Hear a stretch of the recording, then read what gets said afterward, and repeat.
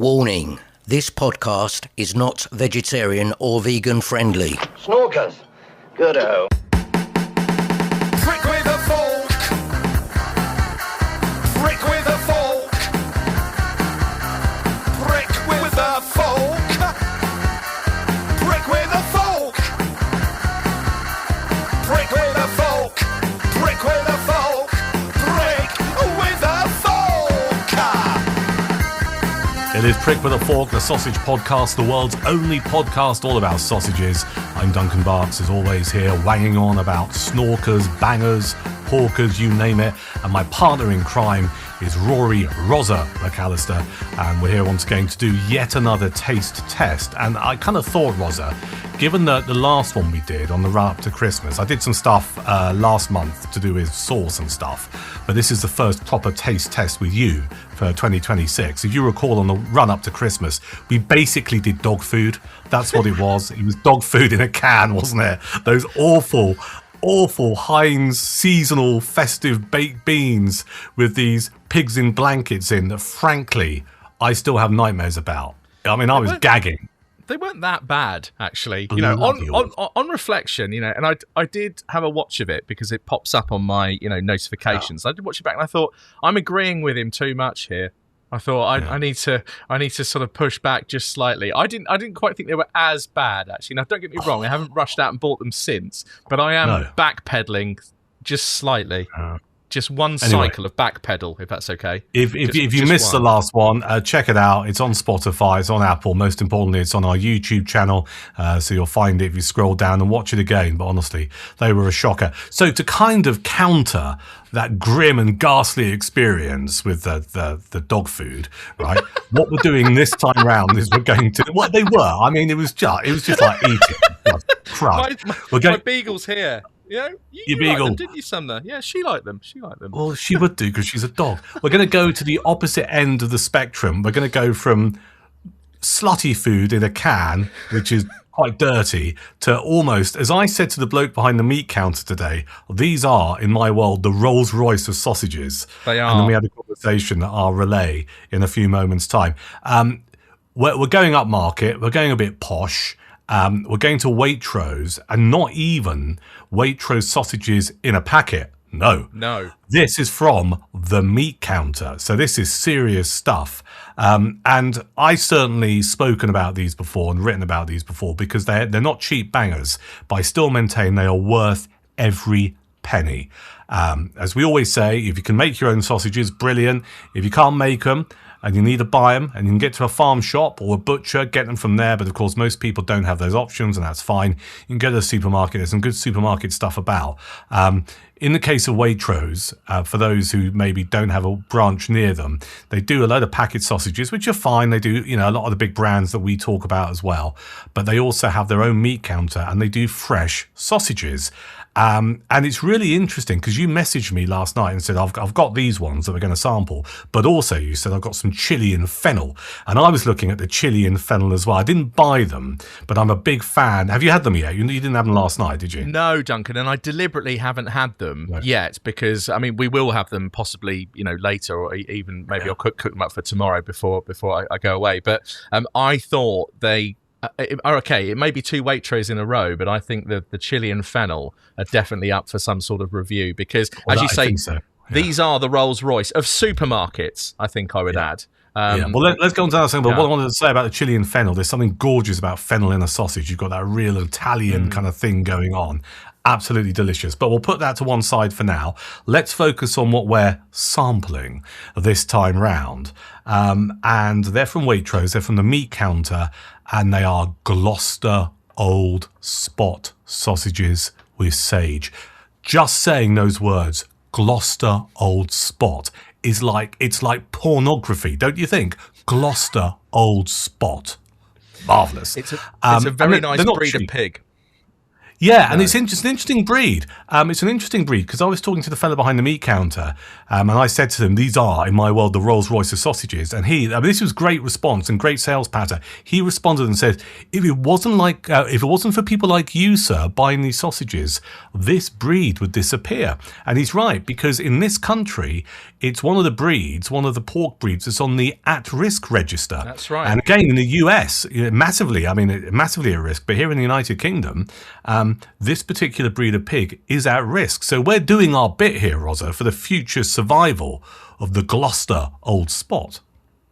We are indeed. We used to have some grow near us. It started out as little piglets and stuff on a nearby farm and stuff, and they were ever so cute as well. And to look at as well, they are. It's really obvious what the breed is because the big spots, the big sort of black spots, are on them. And again, friendly little things as well, coming running over to you, and they don't mind being petted and things like that.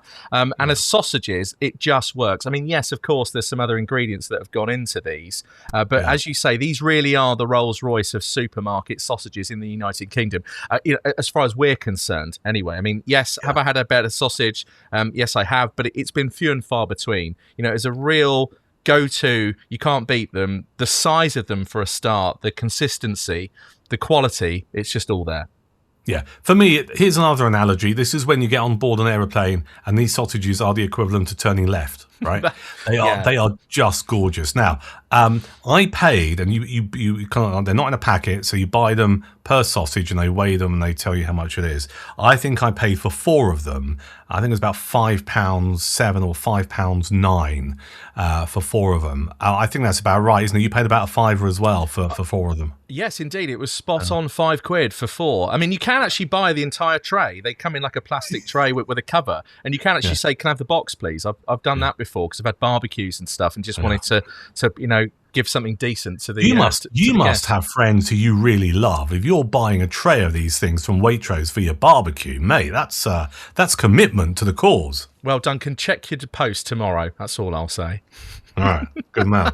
You've done a bit of research here, so we know about the breed. We know it's on the at-risk register in the United Kingdom, which is why we need to support this particular banger.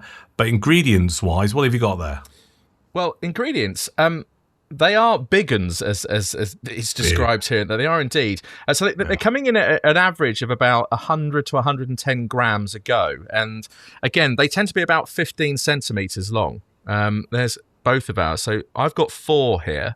Not that I'm going to eat all 4. Some are for Sumner and some are for Lizzie. It's her favourite. Mrs. M absolutely loves them. So, Duncan, we've got 61% pork shoulder here and 29% pork belly. And I don't know whether or not that... Get the fat in the belly, whether or not that matches your ratio, because I know those are the 2 bits that you use. And well, that's interesting. I'll answer that. I always do 50-50. So when I make my own sausages, it'll be 50% belly and 50% shoulder.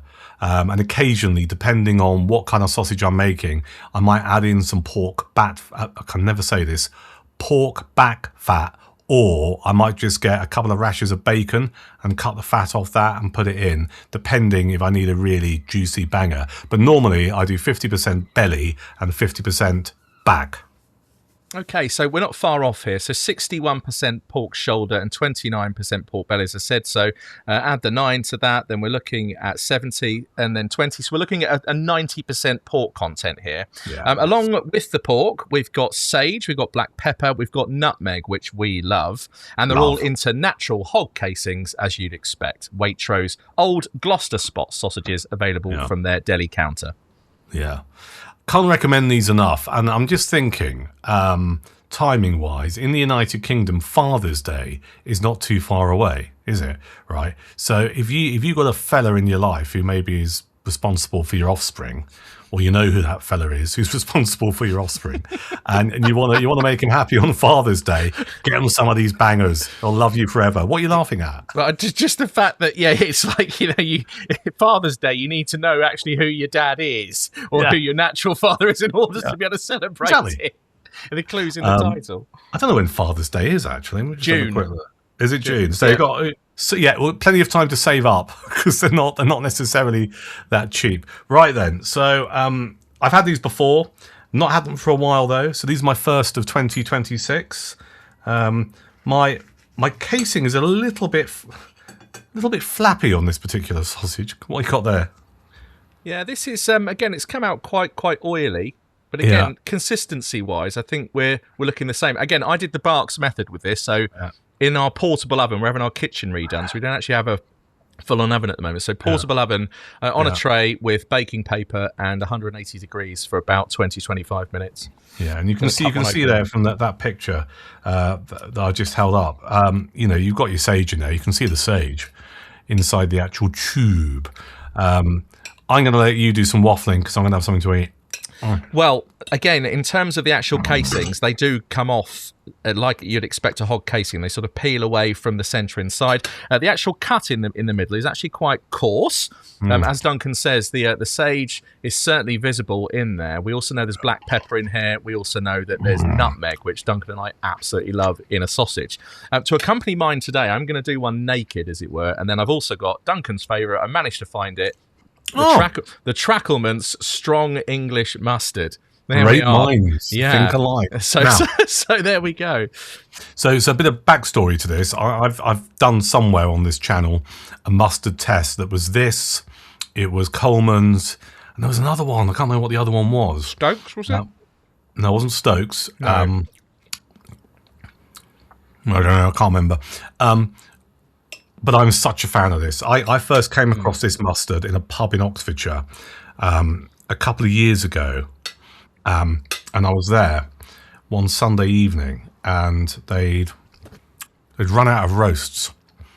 But they said, I said, I really fancy some red meat. And they said, well, we got some steaks. I said, that'll do. So I got my it's a ribeye I had. I had a ribeye with these triple cut chips, obviously going for the healthy option. And they said, would you like mustard? I said, yes. And they went, well, the only mustard we have is Trackleman's, and it's really strong. I said, bring it. I've never had it before. And once I tried this, a smear of this on my plate, I've never looked back. And now this is my mustard of choice. Whenever I have sausages, I love this. And actually, it's a double whammy. Not only is it a good mustard, but if you've got a cold, I know. Look it really helps.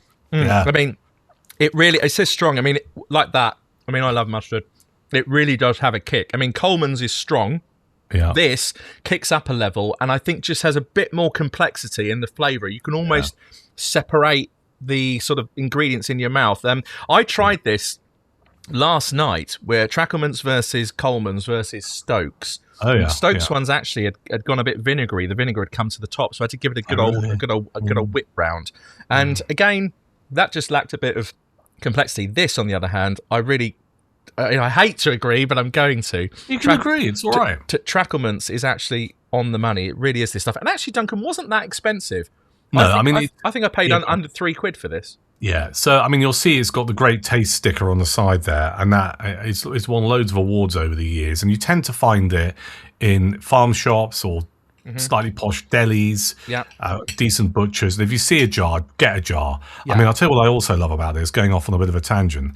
I love making big doorstep ham sandwiches with this. Oh, so ham, hand cut, all right? None of this kind of like dribbly wet stuff. Hand cut, butter, white bread, this. Oh, blooming delicious. I'm getting in the car and coming to your house right now. I've run out of ham. Right, so what do you make of the yes, well, let's talk so far. Yeah, let's talk about the consistency. So they are very coarse. Yep. And that's not a bad thing. No. Again, on the mouth, they are, again, with the hog casings, they sort of tend to, when you cut them, particularly, I'm using a steak knife, I think, which is cutting them up a little bit. But when you cut them, they do tend to come apart. Mm-hmm. So you end up chasing around some of the little bits on the plate, which some they absolutely love. So she'll probably get those. My beagle's just down here. Now,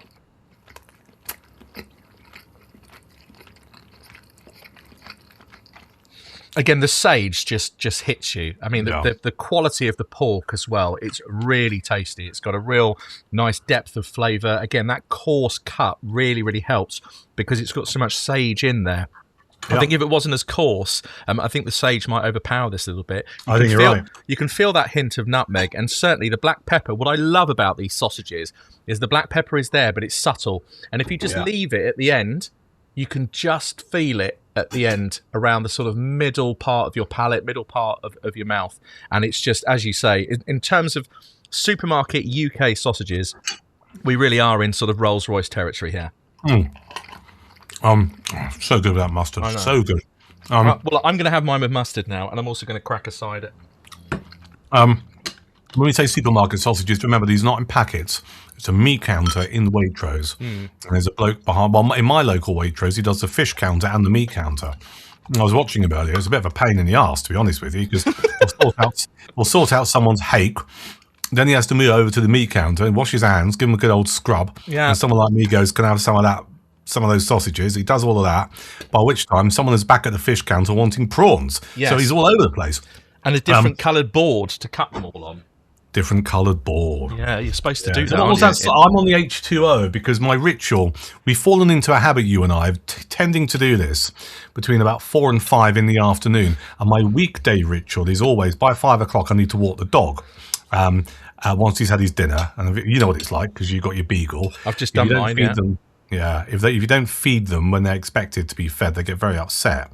So I kind of like, we tend to do this between 4 and 5 because at 5 I need to feed the dog, walk the dog, then I end up going to 1 or 2 pubs and having a beer to kick off the evening. So I'm restricting myself, but I'm on H2O, courtesy of Southern Water, which actually thinking about it is probably more expensive than the amount of money my water bills are these days, compared to your cider there. So where's that from then? So today I've gone for Henry Weston's organic. The one thing I like about this is it does actually have the organic sign as well. If you're looking for organic products in the UK, it needs to have this. That means it's been fully tested. They've been investigated, and they have a fully organic process. Does it make much difference? This cider. I mean, without sounding, I don't want to sound like I don't want to sound like a dick, but I mean, does it make much difference in terms of its taste if it's organic? I mean, I don't know. Not really, I wouldn't say. I think it just adds to the quality. I mean, again, the aroma and stuff on this one, you're getting much more than just apples from this. There's a real sort of citrus zest to it. There's a bit of peach in there. You can actually even smell like the apple peel, even a bit of the actual farmyard itself. But then that's what Westons are. They're 150 years old. They're British. Hang on, what do you mean you can smell the farmyard? Is it kind of dung? They don't even. Well, not dung. But you can. This smell. is a bit potent. Yeah, no, give it a go. Give it a try, and you'll see what I mean. 6% this one comes out at. Right. Lovely, really good. And the carbonation. Would you say the really cider soft. goes well with sausages? Oh, I think so. And also, Duncan, I have to say, this Tracklements, it actually the sausage calms the Tracklements down a little bit. I've been used to just popping a finger lob of it in my mouth, but this Tracklements is on the money. The thing is, how long have you been talking about Tracklements? It's taken me that long to track it down. Okay, I probably could have just gone onto the internet and ordered it somewhere, but I wanted the process of actually finding it. Look, a big lump of it. I know. It's really hot. I mean, we should see one day whether or not you and I can handle a tablespoon pure and see who gags first. Yeah, I think I could do that. Yeah, I think I could. Well, I think I could do that. I mean, sometimes I have it with my roast beef. If I'm having a Sunday lunch or a Sunday dinner, I have had it in my roast beef. And sometimes, I don't know if it works for you, but I put a big dollop on the side of my plate. Then sometimes the mustard bleeds into the gravy. Ooh, lovely. Right? But then I get a bit of beef and I'm on my fork and I put a massive kind of I dip it into the gravy and the mustard, put it in my mouth, and that's a big old glop of mustard. And you do that thing where your nasal passages go. Oh, great! Well, I love it. It's like you end up looking like that bloke in Harry Potter. What's his name? I've never really seen them. The bad bloke. Voldemort. Him. Yeah, it's like. Do you know what I mean?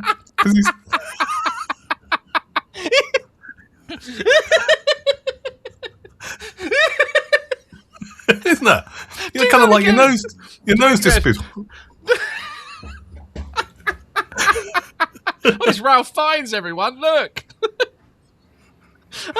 There's your screenshot for this podcast. There's my screenshot.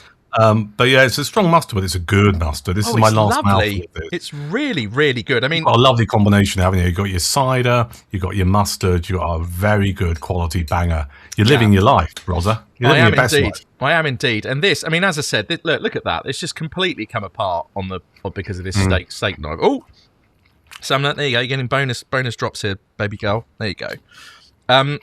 But But again, as I said, in terms of consistency, I mean, what would I have this with?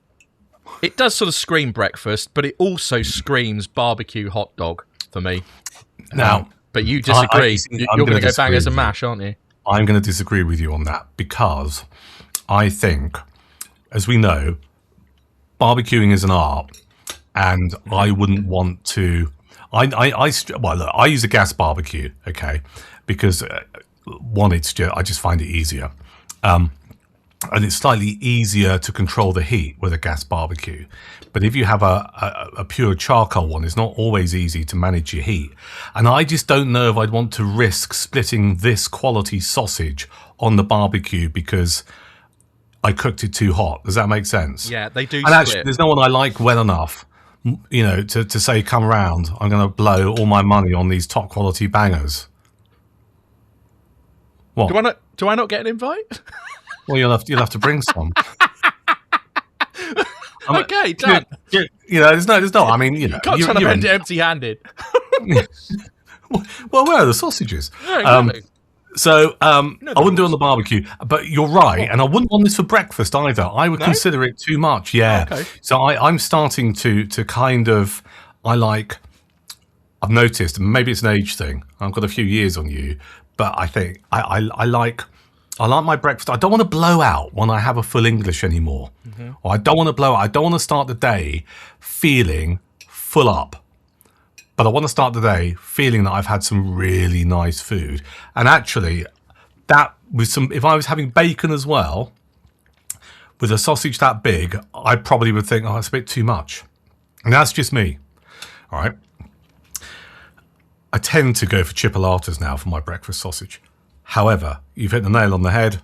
For me, those bangers are the perfect sausages. Excuse me, for bangers and mash. Bangers and you hit the nail on the head. Has to be. Has to be. And Trackle minced mustard. And normally, you know the rule for this podcast. If you have bangers and mash and you go out and they give you any less than 3, you are being ripped off. Right? You never go to that place again. Name them and shame them. Yes. However, when it comes to these sausages, given the size, I think a lovely golden mountain of mash and 2 of them does the job. Yeah, I'd need to pack it out with some nice carrots and some nice green veg, I think. Some nice real crisp al dente broccoli or something like that to give it a bit of crunch. Otherwise, everything's too soft, I think. But no, I mean, for me, these are... I've used these for breakfast sausages. As you say, they are sort of a meal in themselves. But at the same time, excuse me too. Woo, excuse me. I just think they're superb, and the fact that they're pretty much readily available. I mean, I don't know about you, but I get really annoyed and really upset when I have a good sausage from a farm shop that was miles away and doesn't have mail order, because then you're like, I'm never going to be able to get that back. I can't remember the name of it. I don't know where it is. Well, it's a bit like a holiday romance, isn't it? Yes, you know what I mean? It is. It is. I mean, I'll speak crassly. You've been there. You've had a couple of knee tremblers. It's been a great time, but it's never going to happen again. Because that was in Gran Canaria, right? The parallel that I'm making here is just like your farm shop that you happen to pass on the way through to somewhere else or whatever. You're never going to go back there unless you're going to be back in that part of the country again. So you're never going to have that experience. It's the same thing, isn't it? Well, I've discovered a new one, which I sent the photo of you. It's in the Cotswolds. It's just off Junction 9 of the M5, just off Tewkesbury. And I've had one of their pork pies. I've had one of their steak sandwiches, which I then put a load of Stokes mustard in because I'd forgotten to bring my Tracklements with me. I know, Duncan. But their sausages are looking good, and I think if they do mail order, which I'm going to check, then I'll pick some of those up as well, and I think we could shove them on for a taste test. But I do think it would be interesting to actually do like a condiments review as well with some of our favourite sausages. I think we should. You talking about your farm shop is a good prompt for me to say thank you to John Herbert, who's been a loyal listener and supporter of Prick with a Fork. Yeah. And he often... We exist on Instagram, by the way. If you just search for Sausage Podcast on Instagram, that's where our Insta feed is. I won't lie, it's a little bit sporadic, but occasionally, there's stuff on there. And John sent me a picture of... some fabulous toad in the hole that he had, featuring 3 Cumberland sausages. And this is on it's on the outskirts of Sheffield, this place, and it's a boozer called the Red Lion. It's the Red Lion in Todwick, which is off the A57. So the Red Lion in Todwick, just off the A57. It's on the east side of the M1, about 5 miles out of Sheffield, or the outskirts of Sheffield. And John Herbert knows his bangers. He loves his scran. He knows what he's talking about. And he sent me a picture and he said, these are absolutely fantastic, these sausages in this toad in the hole. So yeah, check it out if you're in that part of the country, and do follow us on Instagram. Just search for Sausage Podcast. What are we going to give these then? What do you reckon? I mean, it's a bit of a no-brainer, isn't it? The thing is, we've just got to decide if it's a 9 or a 10. It is. I'm going to go 9, and I'd go 10 if perhaps they just stay together a bit more. The fact that you've got to work a bit harder and chase it around the plate a bit, I think just maybe knocks it down just by 1. I'm going to absolutely load this one with Tracklements. Oh, yeah. Absolutely load it in. And an absolute solid 9 out of 10 for me. 9 out of 10. I'm going to give it a 9 out of 10 for 2 reasons. One, I've never given anything a 10. At least I don't think I have. And there's a principle at work there. And secondly, when you cooked yours, did you find them a little bit oily? Yes. Because even now, and I wonder if that's why they're slightly falling apart. Yeah. Because when I took them out of the roasting tin, and as we know, tin foil followed by a bit of baking paper is the way to do it. Best way of doing it. And when I took them out, there was quite a little bit of a greasy undercurrent, and I thought, I wonder if that's going to affect the taste. Now, it hasn't affected the taste to me, but it might explain why things have slightly fallen apart in both our cases. Yeah, I would agree, and I think, as I said, I mean, I'm using quite a coarse knife, to be fair. Yeah. So again, with this serrated edge like this, these things don't really stand a chance, to be honest. But I kind of feel I'm going to have to give you my wallet every time you wave that towards me. It's quite a fierce knife. Give me all your Tracklements. I'm like, do you will? Do my phone. But you see, the end bits actually managed to stay together, you see. I know. And look at that. It's all just all that sausage, porky belly and shoulder goodness that's packed in there. Sumner really is. I think she's probably drooling by this stage as well. So come on, baby girl. Let's get involved. Come on, up you come. Come on. Here we go. Oh, there we are. Yeah, I've locked my dog out of this room because he'd be so annoying. I've given you a few, but... Yeah. I think people only watch us on YouTube for pictures of Sumner. That's what I think. Well, here she is. Right, you might get more after, okay? Off you go. There we are. Right, yes, 9 out of 10 for me, Duncan. And again, for the price as well, I got 4, as I said, for give or take a £5. I think for a quality of this a sausage of this quality, yes, that's a slightly higher price point, particularly in the supermarket, but also the size is definitely worth it. These do not shrink. Yeah, and I'm a big advocate. I'm a big believer, and I know we have a cost of living crisis going on, and times are tight when it comes to having available cash. I treat these. I don't have these every week. I don't have these every month. These are a treat. Do you know what I mean? They are a treat of a sausage. Yeah, agreed. But if you've got someone in your life who loves their sausages, and it could be Father's Day, it could be a birthday or whatever, or if you're like Rozza and you really love your friends and they're coming around for a barbecue, just buy these because they'll thank you for it. It's fantastic. It is absolutely wonderful, and I think Waitrose are really onto something here. I'm very keen to try some of the other range. I've had their number one. They do like a number one range. Yeah, I've had their number one pork, both from the deli and the ones then that come in a packet, because they're ones you can get them in both. As Duncan has rightly pointed out, you can only get these old Gloucester spots on the deli counter. You can't get these in the packet. Some of them are on the deli, some of them in the packet as well. But those chili and fennel ones, I just wonder, as I said, you often sort of bring, sort of orgasmic types tones into this. I just wonder whether or not when we have those chili and fennels, whether or not it's going to set something off in you and I. Well, yeah, possibly. I mean, obviously there's a screen between us, so it can only go so far. Let's make a note for that. Let's make a note for it. Let's make a note that for the next one, we will do the chili and fennel. Doesn't matter if we do Waitrose twice in a row, does it? Because we've done a lot of other stuff over the months. So let's do that, because I'm genuinely intrigued by them. Me too. Because there was a butcher not far from me in a place called Emsworth, which is just over the West Sussex Hampshire border, Tregus Butchers, and they've got a brand called Harry's Sausages, and they have a variation called, I think it's called the Sicilian, and it is obviously pork, but he uses fennel and garlic in there and a bit of lemon zest, and my God, it's so good. You know, it's the kind of thing that you can just imagine slicing up with some pasta and just imagining that you're in Sicily. So I'm a big fan of sausages with fennel in, but I don't think I've ever had a sausage with fennel and chili. So let's do that next month. Yeah, definitely. I mean, they sound similar to those M&S ones we did. Yeah. Those Sicilian ones last summer that we did. Again, if you want to see the review on those, then just backtrack through the episodes of Prick with a Fork. It was roughly around last summer. You'll be able to find that. It was last August, I think it was. Absolutely gorgeous. But yeah, the chili and fennel are definitely on my hit list, Duncan. Brilliant. Can't wait. No, we'll do that next time. Rozza, as always, thank you for your sausage love, whatever that means. And thank you for watching. Thank you for listening. You can rate, review, share, subscribe if you want to spread the word about this podcast. If you know people in your life who love food, who love sausages, who love meat, none of this vegan, vegetarian rubbish, then tell them about this podcast. Our YouTube channel, Prick with a Fork, you can subscribe to that. It won't cost you a penny. It just means whenever we do stuff like this, you get immediately updated by it, which is really important. And it just spreads the word a little bit. And also you find us on Apple Podcasts and Spotify as well. The Insta feed is Sausage Podcast. It's on Facebook as Prick with a Fork. And the email address is prickfork@gmail.com if you want to send anything like sausages. Rozza, until next time. See you later. Yeah, cheers. When hopefully I've got this wallpaper replaced as well, because it's not as cool as yours. No, you know. Well, I don't know. That kind of works. That kind of works in a homely way. I'm going, ooh, we got bangers and snorkers.